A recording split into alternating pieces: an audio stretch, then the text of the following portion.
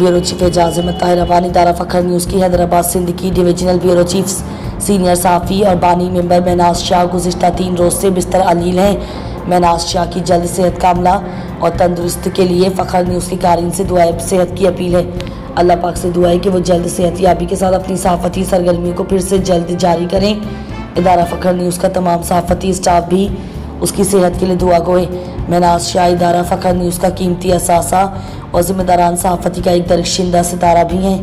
Bureau chief Ejaz Ahmad Tahir रवाना अलवी खबरनामा के हवाले से हिंदुस्तान से ताल्लुक़ रखने वाली एक ब्रेकिंग न्यूज़ कारीन फ़खर न्यूज़ के लिए पेश खिदमत है।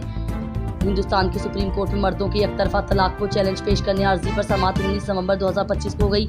मजहब इस्लाम में मुस्लिम मर्दों को तलाक का हक देने वाले निज़ाम के खिलाफ दाखिल अर्जियों पर सुप्रीम कोर्ट 19 नवंबर 2025 को अपनी हतमी समाअत करेगी। सुप्रीम कोर्ट में तलाक के मुतालिक दाखिल अर्जियां गुज़िश्ता 3 साल से ज़ेर इल्तिफ़ा का शिकार हैं। 22 अगस्त 2017 को सुप्रीम कोर्ट ने एक सामने 3 तलाक बोलकर शादी खत्म करने को गैर कानूनी करार दिया था। तलाक बिद्दत तसव्वुर किए जाने वाले इस निज़ाम के हवाले से बेशतर उलमाए कराम का भी ख्याल था कि कुरान के मुताबिक नहीं है। अदालती फैसले के बाद हुकूमत बंद हिंद ने एक साथ तलाक बोलने को जुर्म करार देते हुए एक कानून भी बना दिया है, लेकिन तलाक जैसा निज़ाम अब भी बरकरार है। ब्यूरो चीफ एजाज अहमद ताहिर रवाना अक़वाम मुत्तहिदा ने 3 जुलाई 2025 को करारदाद A79L99 के जरिए 11 जुलाई को बाज़ाब्ता तौर पर वर्ल्ड हॉर्स डे आलमी घोड़ों का दिन करार दिया है। ये पहला मौका है कि जब आलमी सतह पर घोड़ों के उमाजहद किरदार को तस्लीम किया गया। ये इक़दाम मंगोलिया की पेशकश पर हुआ और इससे तुर्की और रूस समेत मुतादिद दीगर ममालिक ने हिमायत की।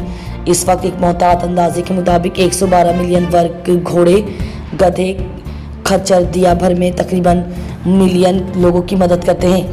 ये 600 मुशक्क़ती किरदार खुराक और रिवायती मुआशी ज़िंदगी में इनकी शराकत वाज़े करना है।